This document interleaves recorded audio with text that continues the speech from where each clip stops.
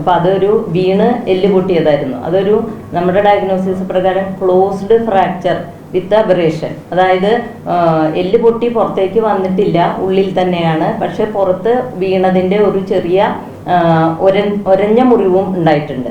അപ്പോൾ നമ്മൾ അവിടെ അപ്പോൾ തന്നെ എക്സ്റേ എടുത്തിട്ടുണ്ട്. അത് പ്രകാരം കാഷ്വാലിറ്റിയിൽ നിന്ന് തന്നെ അത് റെഡ്യൂസ് ചെയ്ത് പ്ലാസ്റ്റർ ഇട്ട് കൊടുത്തു. മുറിവിന് മരുന്ന് വെച്ചതായിട്ടുള്ള രേഖകളും ആശുപത്രി രേഖകളിൽ കണ്ടു ഞങ്ങൾ പിന്നീട് നോക്കിയപ്പോൾ.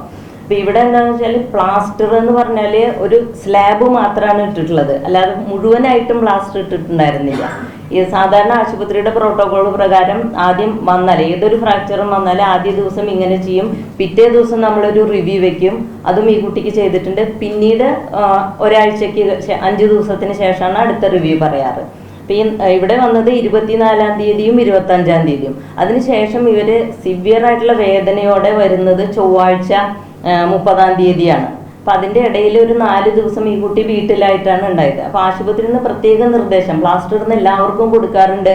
അവർക്ക് കയ്യിന് ആ പ്ലാസ്റ്റർ ഇട്ട ഭാഗത്തിന് നീര്, വേദന, അല്ലെങ്കിൽ എന്തെങ്കിലും തരിപ്പ്, കളർ വ്യത്യാസം ഇതൊക്കെ ഉണ്ടെങ്കിൽ ഉടനെ തന്നെ വരണം എന്നുള്ള പ്രത്യേക നിർദ്ദേശം ആശുപത്രിയിൽ പ്രദർശിപ്പിച്ചിട്ടുണ്ട്. എല്ലാവർക്കും കൊടുക്കുന്നതുമാണ്.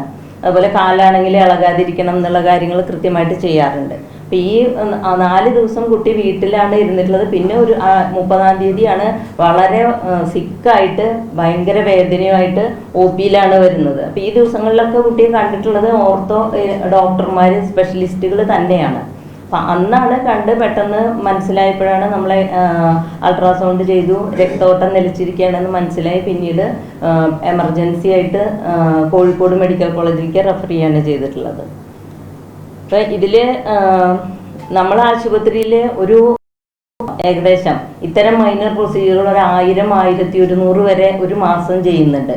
കഴിഞ്ഞ ഒരു വർഷത്തെ കണക്കെടുക്കുകയാണെങ്കിൽ മൈനർ പ്രൊസീജിയർ 12,300 കഴിഞ്ഞ ഒരു വർഷം ചെയ്തിട്ടുണ്ട്. അതുപോലെ തന്നെ മേജർ സർജറികൾ 600ഓളം.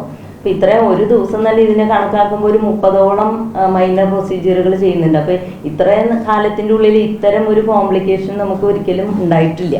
അപ്പം അങ്ങനെ ഉണ്ട്. അപ്പോൾ വളരെ അപൂർവമായിട്ട് സംഭവിക്കാവുന്ന, ഇപ്പോൾ നമ്മൾ എല്ലാ ഡോക്ടേഴ്സൊക്കെ ആയിട്ട് ഡിസ്കസ് ചെയ്തതിൽ നിന്ന് തന്നെ വളരെ അപൂർവമായിട്ട് സംഭവിക്കാവുന്ന ഒരു കോംപ്ലിക്കേഷനാണ് ഈ കുട്ടിക്ക് സംഭവിച്ചത്. അത് പ്ലാസ്റ്റർ ഇട്ടതിൻ്റെ ഒരു കോംപ്ലിക്കേഷൻ അല്ല എന്ന് നമുക്ക് ഉറപ്പായിട്ട് പറയാൻ പറ്റുന്നത് എന്തുകൊണ്ടാണെന്ന് വെച്ചാൽ കംപ്ലീറ്റ് പ്ലാസ്റ്റർ ആ കുട്ടിക്ക് അപ്ലൈ ചെയ്തിട്ടില്ല. സ്ലാബ് എന്ന് പറയും, ഒരു ഭാഗം മാത്രമാണ് ഇട്ടിട്ടുള്ളത്.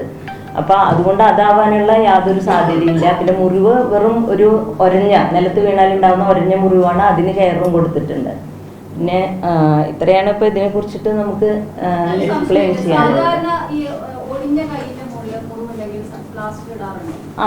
അത് ഡ്രസ് ചെയ്യും മുറിവ്, എന്നിട്ട് എന്തായാലും ഒടിഞ്ഞു വന്നാൽ പിന്നെ അത് ഇമ്മൊബിലൈസ് ചെയ്യണം. അതിനുവേണ്ടി നമ്മൾ സ്ലാബ് എന്ന് പറഞ്ഞാൽ ഒരു ഭാഗം മാത്രമേ കവറുള്ളൂ. അതിനെ കുറിച്ചിട്ട് കൃത്യമായിട്ട് ഞാൻ അതിന്റെ മറുപടി ഒന്ന് പറഞ്ഞോട്ടെ. അതെ.